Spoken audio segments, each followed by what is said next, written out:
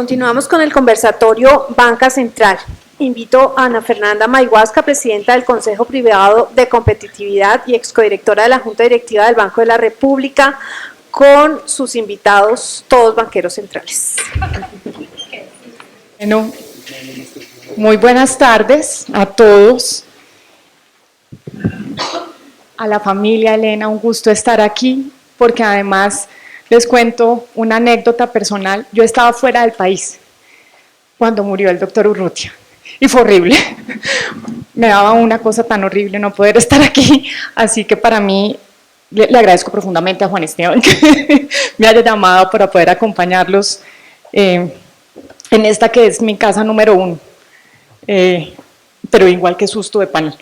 En todo caso, yo voy a ejercer mis privilegios de moderadora y es oyendo un poco a Roberto y hablando de la innovación, de esa capacidad de cambio, de aprender cosas nuevas, de interesarse por cosas distintas del gerente. Yo pertenezco a igual, generación del ser mitológico, en mi caso con terror, cuando aparecía en el corredor del Banco de la República yo quedaba paralizada,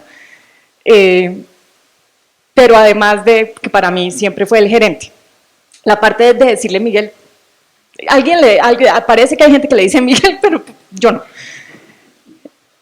Y quizás la anécdota que antes de darle la palabra a ellos, porque si no yo no la voy a poder contar, y habla de una cosa muy distinta a la que normalmente los economistas hacemos.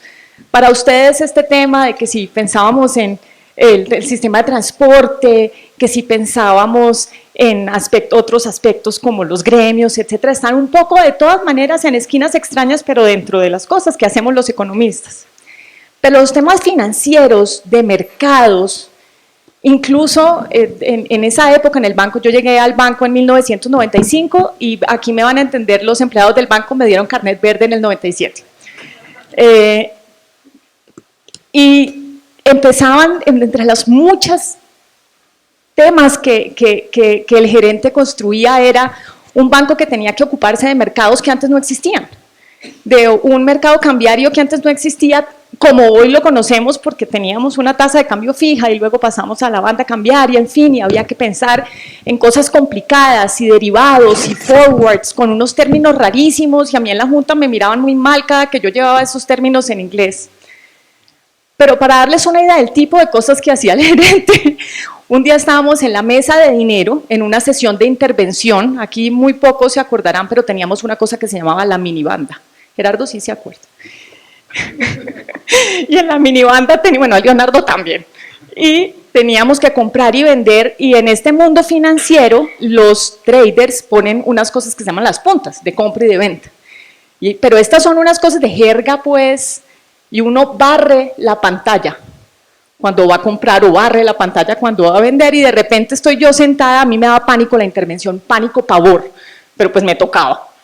Y estoy yo allí tratando de intervenir y de no ir a meter la pata y gastar demasiados dólares, o lo contrario, de repente siento que el gerente entra a la mesa de dinero, que de nuevo era un ser mitológico, entonces yo quedé absolutamente verde, y de repente se agacha detrás mío y me dice, barra doctora, barra, llévese toda la pantalla.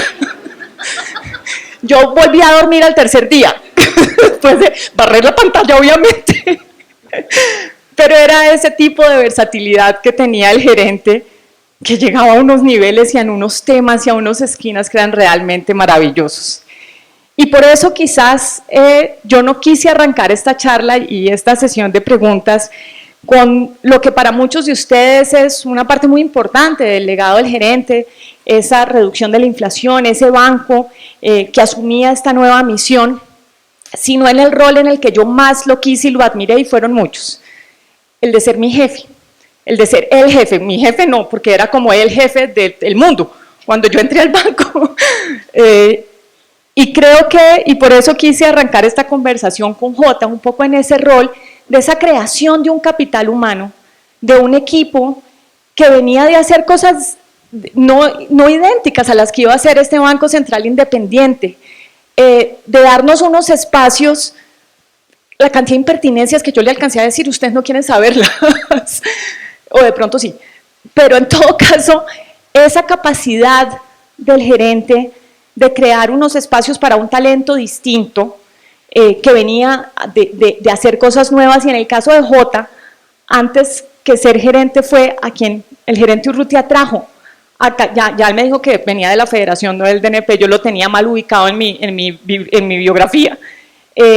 ¿Cómo era ese gerente, Jota, que de alguna manera cambió y estructuró un montón de cosas que han seguido cambiando a lo largo del tiempo, pero que son la base del banco que conocemos hoy?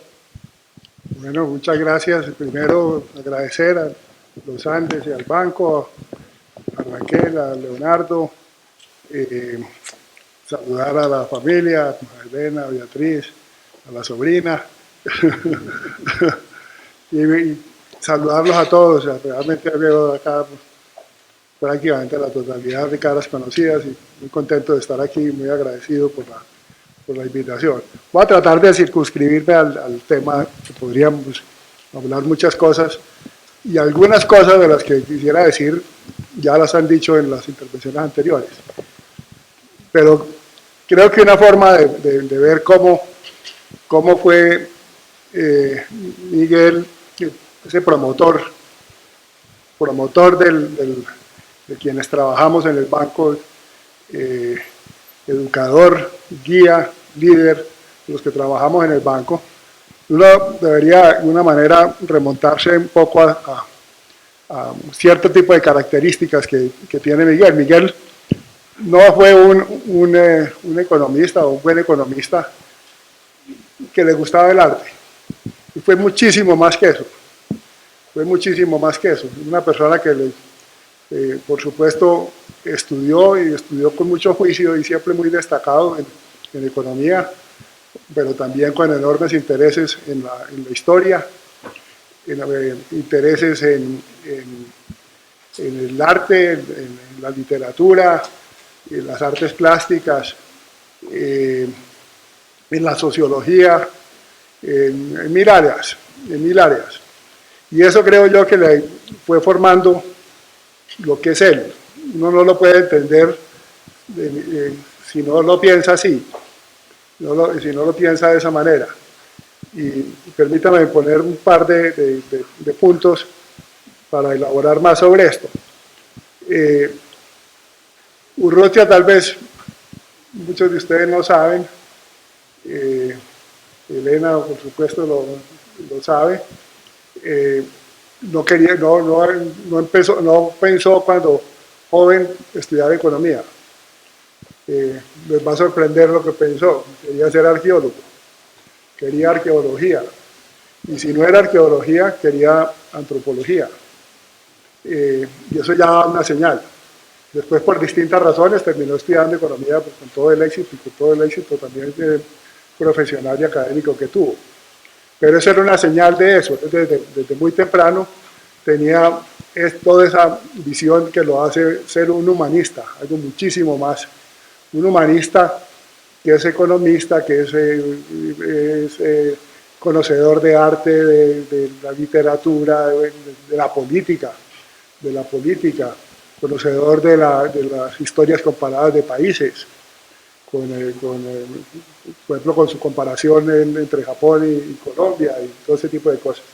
Entonces, eso, aunque parezca extraño, yo creo que tiene mucho que ver en la forma como él aproximaba todo el desarrollo del capital humano del banco. Y los mecanismos son diversos. Comienzo con algunas características. Miguel, a partir de todo esto, era generoso, una persona generosa.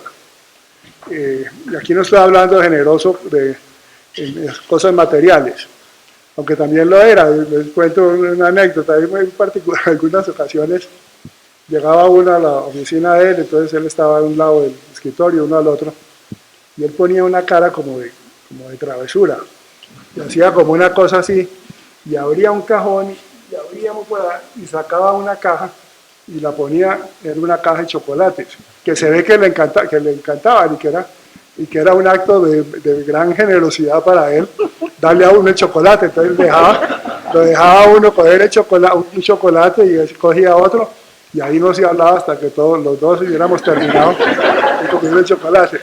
Pues yo no me refiero a eso. Miguel era una persona totalmente generosa con su conocimiento, con las enseñanzas de su experiencia, generosa con ver que la gente que trabajaba él, fuera progresando como funcionario, como profesionalmente, pero también como persona. Las unía las dos. Y eso está metido dentro de todo este tipo de cosas. Urrutia era una persona que dentro de esa formación, observaba a la gente, y yo creo que iba de alguna manera identificando para qué es. Y voy a poner uno o dos ejemplos. Me llamó mucho la atención cuando yo llevaba un poco más de un año en el banco. Me llamó y me dijo, quiero que usted se vaya y hable con la gente de Suecia, porque conocí, soy amigo, en el día de ayer conocí al gobernador del banco en el banco de Riksbank, el banco central de Suecia, y yo quiero que usted vaya allá. Y yo le dije, bueno, y por ahí aprovecho y voy también a de Finlandia, Noruega y Dinamarca, que están, sí, claro, todo eso, pero comenzó con eso. Y yo pensaba después, ¿por qué razón era ahí? En el Banco de Suecia ya estaban avanzados con la idea de inflación objetivo. Y aunque él tuviera sus reservas con lo de inflación objetivo y todo eso, yo creo que de alguna manera interpretó que la persona para ir, de alguna manera venía con coqueteo sobre esas ideas, era yo, y que ahí era donde me podía sacarle jugo a la visita, y así fue. Ese, por ejemplo, esa era algo que uno dice, no lo decía en ese momento, pero lo pienso ahora, es una persona que va observando, y puede tener más ejemplos, poner más ejemplos de cómo a mucha gente la iba dirigiendo, la iba poniendo de una forma sutil. No era una forma de un mandato, usted hace esto, no, lo iba generando y lo iba encaminando con esos.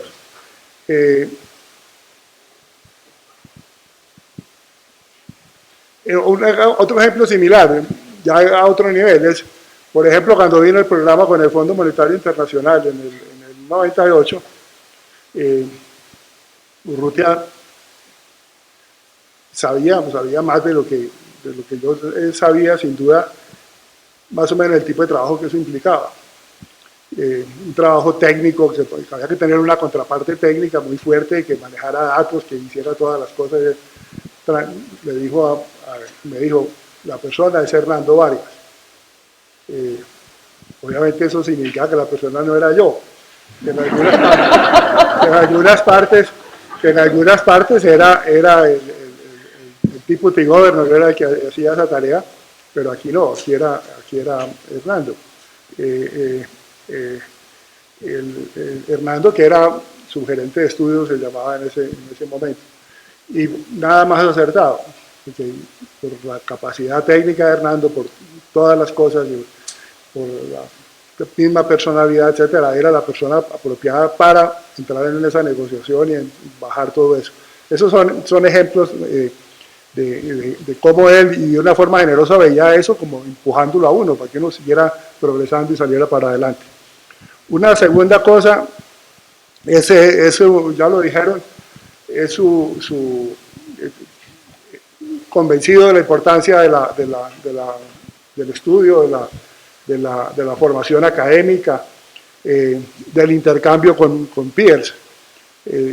Esa mandada, por ejemplo, a esos bancos, era bueno, vaya usted y métase con otra gente y meta y usted vea cómo va a traer cosas de allá, y cómo las va a procesar. Y de que la gente también tuviera formación amplia. En el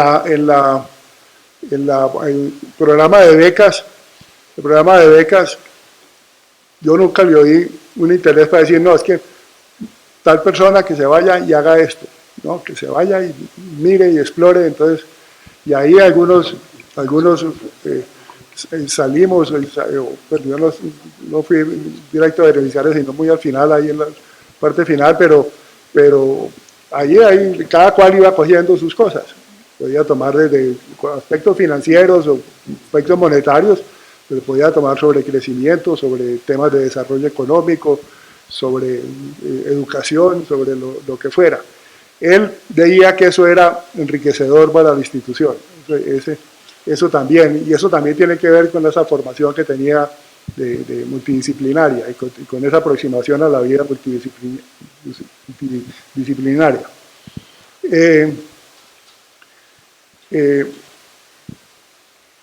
Eso también lo aplicaba, me daba la impresión de que le gustaba, al menos creo que en varios casos, cuando veía que alguien estaba con intereses, por ejemplo, por el arte, él comenzaba a dar cuerda, comenzaba a decir cosas, a buscar no solo conversación, yo creo que también buscaba enriquecimiento en las cosas. Un tercer punto en que se ve eso tiene que ver con los mecanismos de selección del personal, de la gente que entra al banco. No quiero que me malinterprete, porque no creo que ese sea el caso.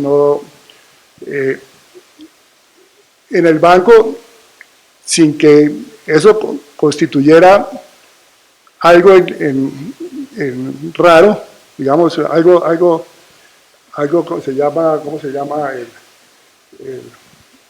que nombra sucesores? Eso no se daba, pero en el banco se podía ver gente que estaba trabajando en el banco y que los papás habían trabajado en el banco pues, muchos años antes. No simultáneamente, pero años antes. Se heredaba de alguna manera, y yo no estoy diciendo que eso fuera decisión de quien estaba antes, ni del papá, o ni del tío, ni de la prima que estuviera antes, pero era una costumbre. Urrutia rompió, dice, no, aquí no hay que cerrar la entrada simplemente porque el papá o el abuelo trabajó ahí, pero tiene que tener por todos los mismos mecanismos de selección que cualquiera. Y si sale elegido, pues sale elegido. Eso también es una cosa de dar igualdad de oportunidades y no poner la gente con unas formas artificiales de ventaja para ser seleccionados y estar en el banco. Ya lo hablaron, el respeto total a las ideas de los otros. Uno podría decir la barbaridad más grande, y él no le decía, o que uno creía que no era barbaridad, pero después se daba cuenta que estaba diciendo una barbaridad, y él comenzaba y preguntaba cosas, y había veces que decía, síguele pensando, síguele pensando. Síguele pensando. Entonces ese tipo de cosas, pero ese respeto, el respeto a la diferencia, el respeto al trabajo de la gente que trabaja en el banco. Esa es otra de las características centrales, también las había dicho antes, como mencionaba anteriormente. Y así podíamos seguir, y Urrutia fue conformando en una etapa que obviamente le tocó hacer transformaciones grandes. Él lideró un banco antiguo y un banco nuevo, en el que un montón de personas quedaron sin función, porque un montón de tareas que se hacían no se hacían, y ahí se hizo todo un mecanismo que funcionó muy bien para irse ajustando a la nueva vida del Banco Central, y más importante aún es que fue cambiando de mentalidad y dejando enseñanzas para todo lo que tiene que ver con esa formación de capital humano. Ahora quiero pasar a Juan José con otra forma de las apuestas de capital humano, me acabo de dar cuenta que me toca decir el gerente Urrutia, pero el gerente Juan José, porque todos son gerentes. Y es la apuesta al capital humano, un capital humano que ya no es solamente el que trabajaba en el banco, aunque yo creo que de nuevo pensaba yo ahorita que en los compartimentos en los que estamos hablando de la época del banco, la investigación y los colegas, pues es que él era esta figura tan expansiva que es muy difícil encasillarlo en cualquiera de estos roles, porque justamente por esos intereses multivariados, por esa infinita curiosidad, yo creo que hay un sello muy fuerte en el área de investigación del banco. Y Juan José pues nos contará un poco lo que quiero explicarle la lengua también sobre cómo esos intereses multivariados que los vemos en muchas de las apuestas que se hacen en un banco central, donde muchas veces había unos papers que uno decía, ok, no muy banquero central, pero ok. Es más, no fueron poquitas las veces que a veces en la Junta decíamos, pero dijéramos, necesitamos un poquito más de esto. Cuéntanos, Juan José, un poco de esos intereses del gerente que se ven plasmados en una apuesta de capital humano, además donde, y aquí quizás para hacer eco también a lo que mencionaba Jota, este no es un capital humano que se haya quedado en el banco, y solamente quiero contar esta anécdota. Estaba yo creo que, ya no me acuerdo yo qué era, viceministra técnica probablemente, y estamos en una mesa del Comité de Seguimiento Financiero en el Ministerio de Hacienda, y habíamos 18 funcionarios. 17 funcionarios eran becarios del Banco Central. Yo creo que entre Casa 1 y Casa 2, o sea, la Universidad de los Andes y Banco de la República, ha habido una construcción que está por fuera de los muros de esta institución y que ha generado un tejido muy amplio de intereses transversales, de nuevas áreas de investigación para los economistas. Juan José, cuéntame. Bueno, gracias, Ana. Bueno, lo primero que yo quiero decir es que, pues yo creo que como todos nosotros sentimos una profunda tristeza y un gran vacío de no tener a Miguel con nosotros. Lo primero que quiero decir, tuve la fortuna de ir con con Carlos Caballero varias veces donde Miguel en sus últimos meses y fue muy afortunado y seguía diciendo las maravillas de frases de siempre, no las voy a repetir, por supuesto algunas muy complicadas. Bien, lo primero es la influencia de Miguel sobre tantas personas, en Fedesarrollo en particular, sobre Perry, Junguito, Cárdenas, Ocampo, Leonardo, sobre Alejandro Gaviria, sobre Juan Luis Londoño, que siempre decía, y no habrán de estos tan buenos y tan baratos, porque Juan Luis ganaba menos que Rafa el mensajero, y esa fue la frase de Miguel.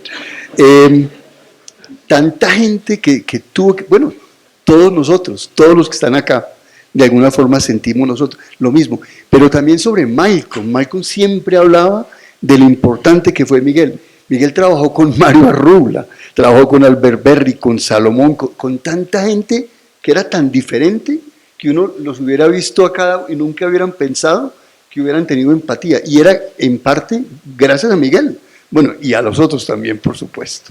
Bien, eso sobre las personas. En Fedesarrollo, pues yo creo que Miguel y Rodrigo Boteros, por excelencia, son las personas que van y vuelven a la academia y al Estado, que Calvo siempre decía que eso le parecía extraño y particular y muy útil de Colombia, y creo que Miguel por excelencia era una de esas figuras que nos marcó a todos.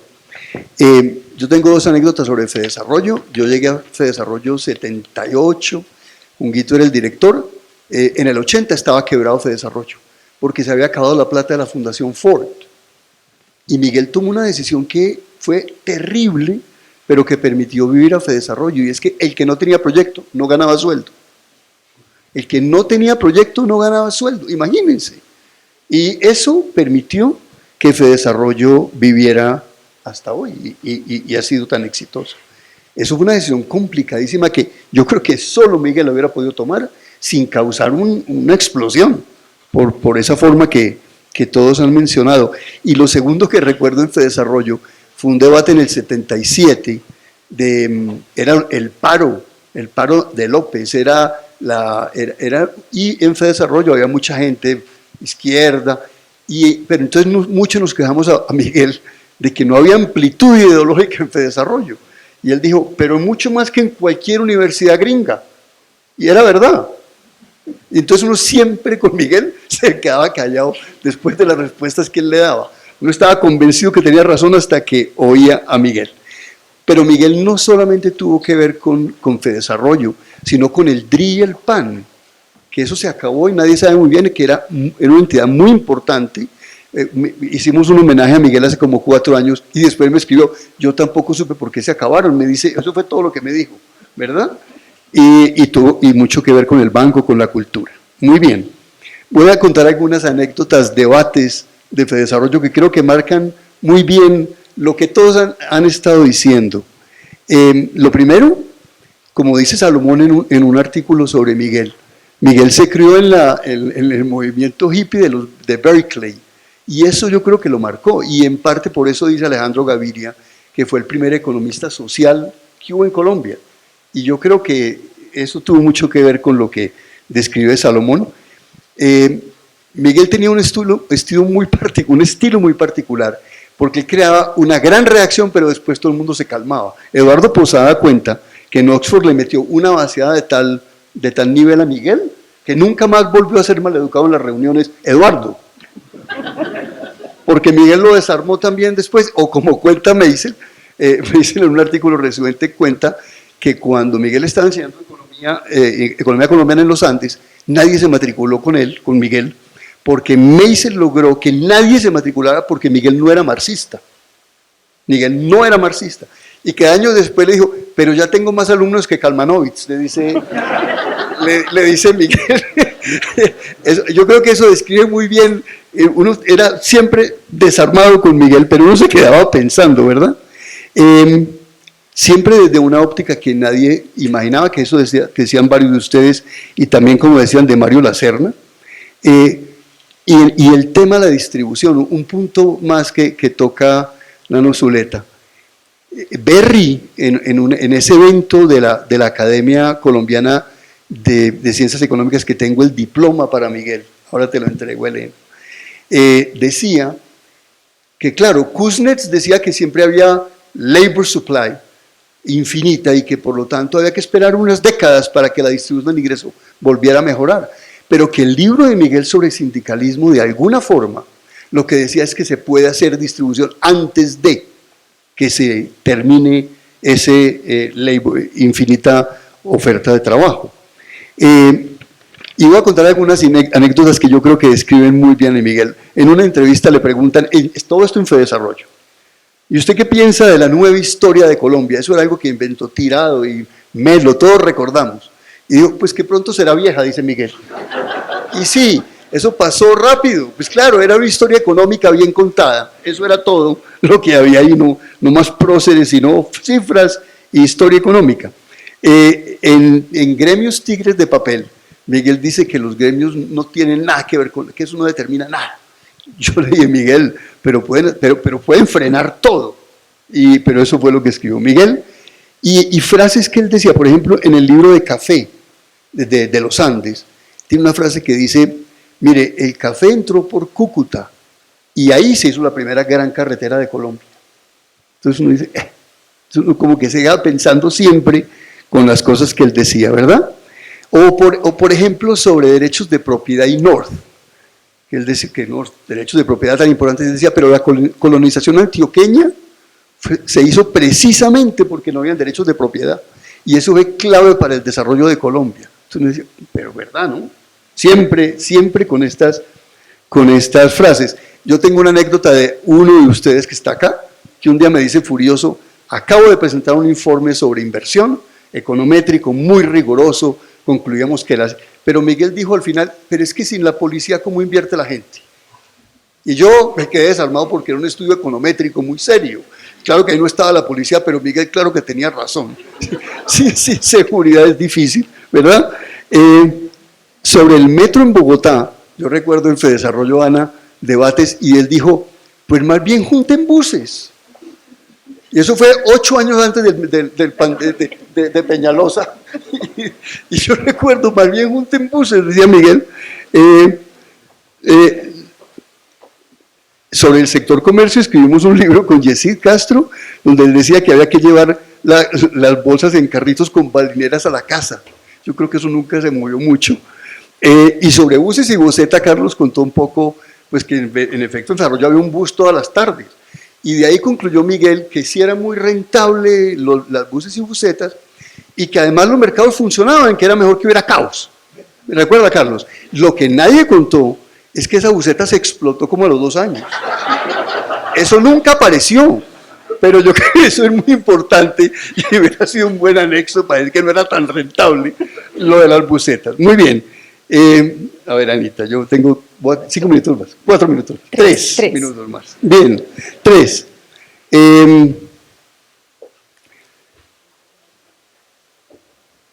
A mí sí me regañó Miguel Urrutia.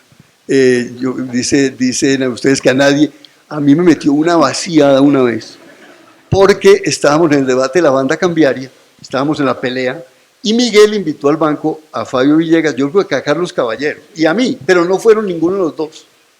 Y Miguel empezó a golpear esa mesa, pálido, furioso, porque nosotros atacábamos la banda cambiaria. Yo puedo entender que eran momentos muy difíciles, y yo creo que él siempre creyó en lo que dice Leonardo, que eso era parte de la transición hacia otro régimen.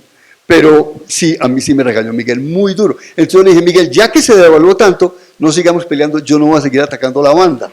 Y ahí terminó pues mi discusión con Miguel, otra vez logró lo que él quería. Miguel, yo estaba en Oxford de estudiante, ya son 2 minutos más, y estaba en Oxford de estudiante, y yo recuerdo que Miguel presentó 8 conferencias sobre todos los temas, y la gente decía, ¿y este señor quién es? Señor, ¿de dónde salió? Porque pues por allá son especialistas en una o dos, pero no, 8, 9, donde presentó pues todos sus trabajos. Y es que es increíble los temas de Miguel.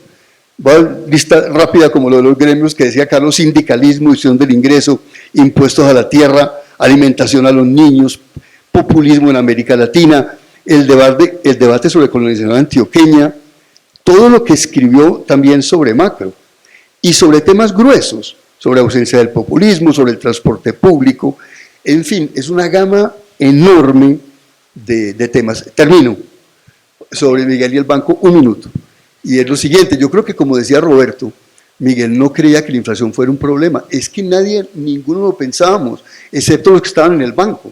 Yo recuerdo ni Perry, ni Ocampo, ni Miguel en el Fedesarrollo, eso era como que no importaba, yo recuerdo. Y seguramente Miguel llega al banco y, como es tan inteligente y vio todos esos trabajos, pero además, como decía Hirschman, la gente se acomoda a los puestos y empieza a pensar, y Miguel hizo un excelente trabajo. Y una última anécdota: Miguel creó los centros en Cali, en Cartagena, en Medellín, y lo que me cuenta Meisel es que le dijo: primero creémoslo en Cartagena, porque si lo creamos en Cartagena, los paisas quieren inmediatamente el otro, y lo creamos. Con eso termino. Bueno, Leonardo tiene los minutos finales. Sí. Hay tiempo. Cuando Leonardo, pues además hoy es quien además, quizás también aprovechando para felicitarlo y contarle la inmensa alegría que nos da a muchos que ya esta noticia sea cosa sabida por todos y que nos genera gran alegría y alivio además. Pero además a Leonardo le tocó, Miguel, del gerente de aquella junta a la que usted pertenecía.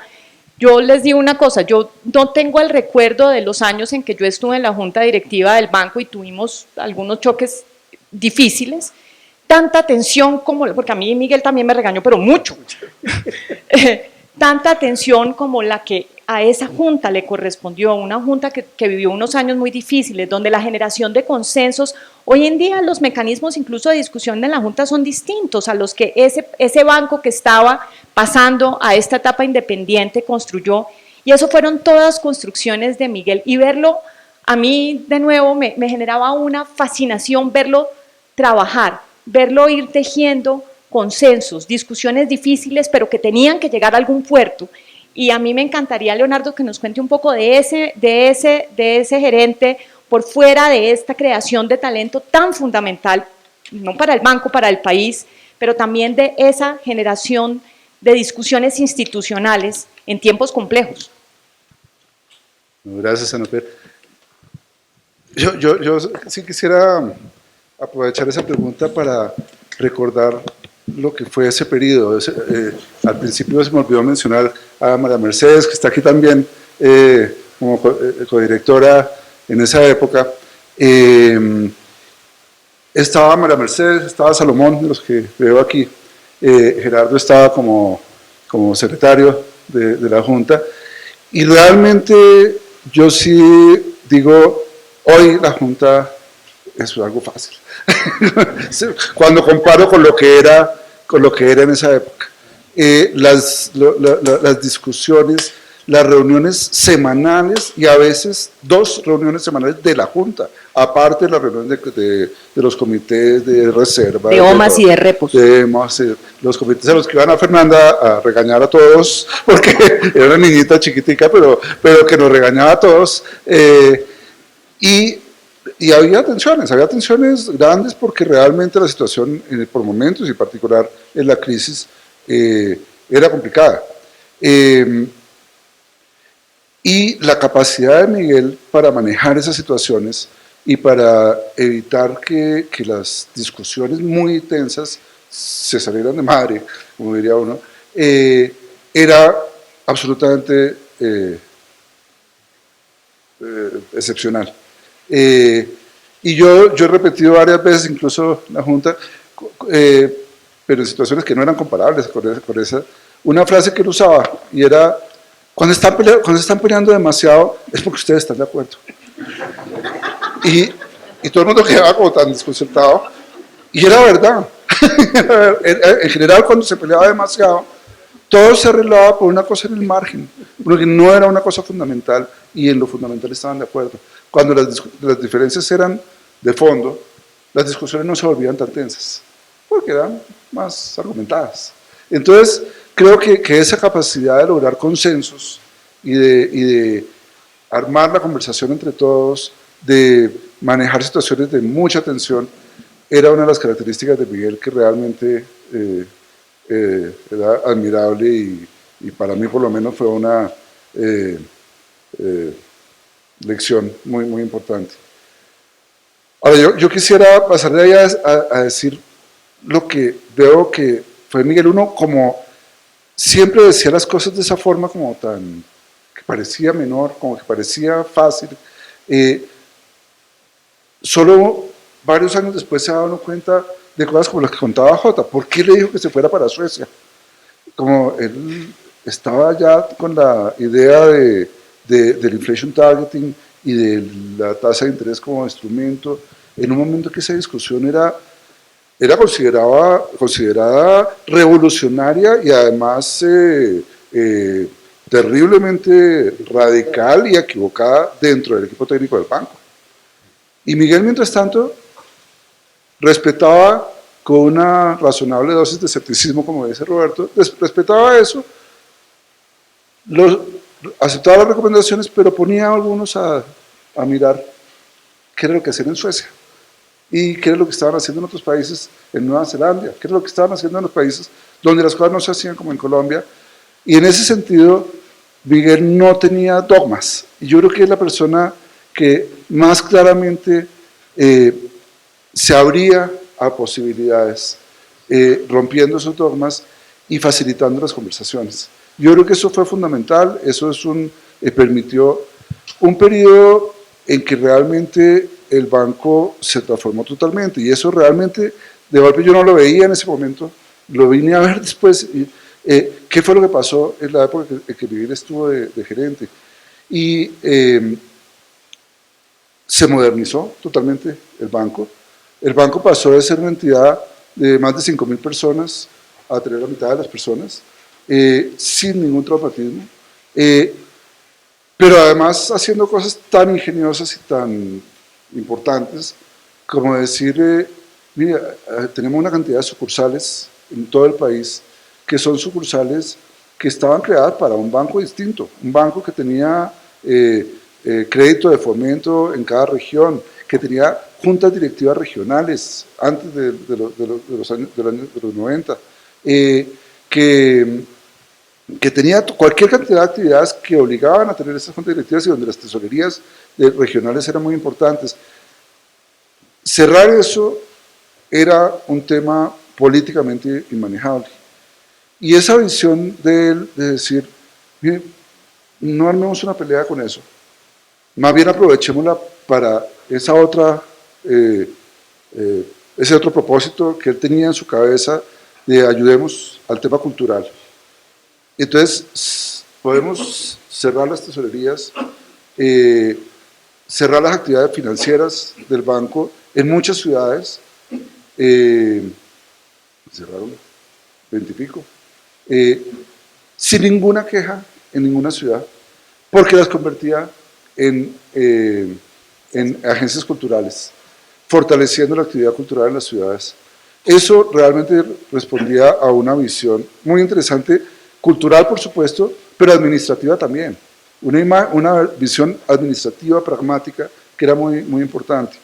Ahora, si uno mira lo que pasó con la tecnología en el banco, la tecnología tuvo un desarrollo gigantesco desde los años 90 con los desarrollos de los sistemas de pagos. Hoy estamos en otra cosa distinta, que no era la de esa, pero que el CUD, que el CENIT, que el Depósito Centralizado de Valores, todas esas cosas del banco que se hicieron con una tecnología de punta en su momento, se impulsaron por parte de Miguel, a punta de oír a los técnicos qué era lo que estaban haciendo en otras partes, de mirar cómo funcionaban los bancos centrales en el resto del mundo, y soltar las ideas y después acoger con razonable escepticismo, pero con mucho respeto, las propuestas que iba dando el equipo técnico, tanto económico como de tecnología, y creando esas nuevas condiciones y esa modernización del banco.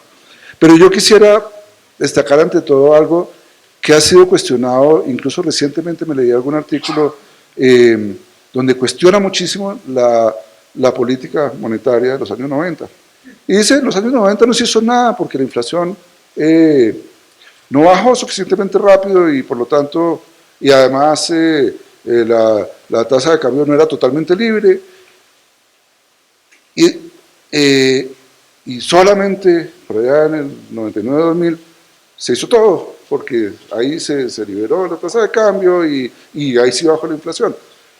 Y yo leyendo decía, y creo que pues, María Mercedes, Salomón, que estuvieron en esa época, que yo estaba también por ahí, pueden dar fe de eso, no era tan fácil. Y no era tan fácil, y Miguel con su visión logró hacer una cosa que, después de haber dicho las cosas que comentó Mark, que había dicho en los años 70, que las decía todo el mundo, incluido yo, que la inflación era manejable en Colombia porque los mecanismos de indexación facilitaban que los impactos redistributivos no fueran tan malos, no fueran tan adversos, digamos, los trabajadores, y entonces que eso estaba funcionando porque la alternativa de esa época no era una inflación de 3%, la alternativa de esa época era la de Argentina, Bolivia, Perú, Brasil, todos con inflaciones, era 500, 1000, 8000%, y con subidas y bajadas de la inflación absolutamente desproporcionadas. Y aquí había una cierta estabilidad que era mirada por Thomas Fisher. Una estabilidad que no se puede juzgar con los criterios de hoy, hay que juzgarla en esa época con los criterios de esa época. Y esa visión la tenía Miguel, pero también le permitió darse cuenta, porque el mundo estaba cambiando, y porque entró al banco, pero también porque el mundo estaba cambiando, que en los años 90 había que bajar la inflación. Y yo no creo que sea despreciable el hecho de que recibió la inflación en 32%, y 10 años después estaba en 9, estaba en un dígito. Y no estaba en 9 como había bajado en muchos países de América Latina con recetas mágicas en que bajaban un año de 8000% a 9 con planes especiales y 2 años después estaban otra vez con 200. Aquí bajó a 9 y siguió bajando después, ya no solamente durante el último periodo de Miguel, sino después durante el periodo de J. Entonces, realmente fue un cambio estructural y un cambio muy importante, y se hizo en un proceso de liberación cambiaria, donde sí había bandas cambiarias. La banda cambiaria en algún momento generó muchas tensiones, Pero la banda cambiaria fue una flexibilización de una tasa de cambio que se fijaba día a día. Cada día se reunía el gerente del Banco de la República, el ministro de Hacienda, a fijar la tasa de cambio al día siguiente. Eso era como funcionaba. Y esa era la tasa de cambio para el país.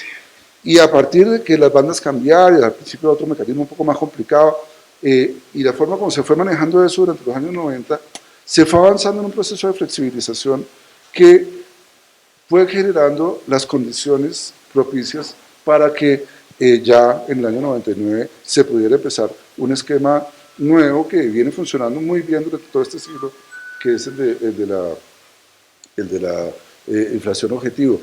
Pero eso era algo que tenía una cantidad de prerequisitos que se fueron armando muy poco a poco y con ese nadadito de perro que le daba Miguel. Entonces me parece que eso es un aporte gigantesco que se hizo, que mostró un cambio, digamos, muy grande en la función del Banco Central y que creo que no lo hubiera podido hacer alguien sin esa capacidad de generar consensos y de mirar ampliamente, de oír a todos y de ir progresando sin necesidad de posiciones dogmáticas en ninguno de los momentos en que estaba avanzando en esa dirección.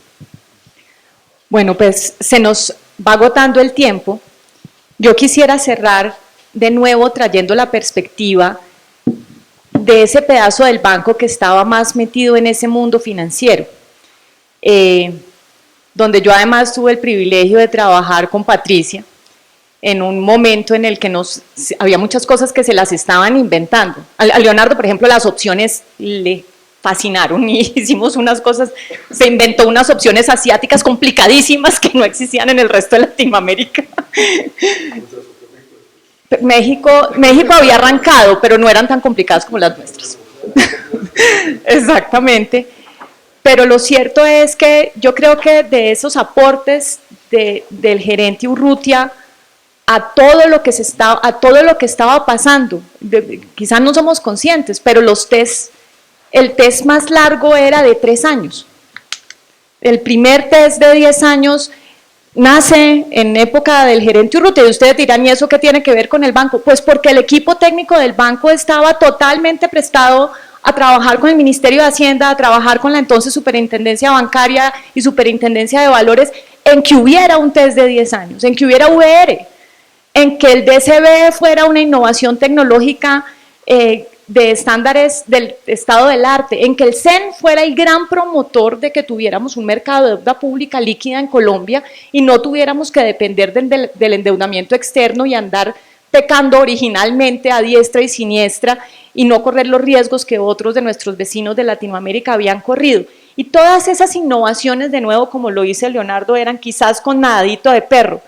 Yo tuve el privilegio de trabajar en un departamento que por mucho tiempo sí, hacía cosas para el banco, pero pasamos una infinita cantidad de tiempo apoyando la tarea de otras instituciones en Colombia. Yo creo que por esa infinita fe que tenía Miguel en que los capitales humanos hay que utilizarlos y aprovecharlos de la mejor manera, y en esa medida yo creo que aquí hay un conjunto, pero más allá hay un montón de personas que fuimos o tuvimos el privilegio de recibir esa inspiración de él, como dice Jota, de siempre empujarnos a ser mejores. Y un último comentario increíblemente profundo que solo yo puedo hacer, además era churrísimo. Y entonces, sí, era un ser mitológico y además churrísimo, razón por la cual esos quizás para mí fue una total inspiración que esa fuera la forma en la que yo entré al mundo de la economía. Muchísimas gracias, gerentes, muchísimas gracias a ustedes.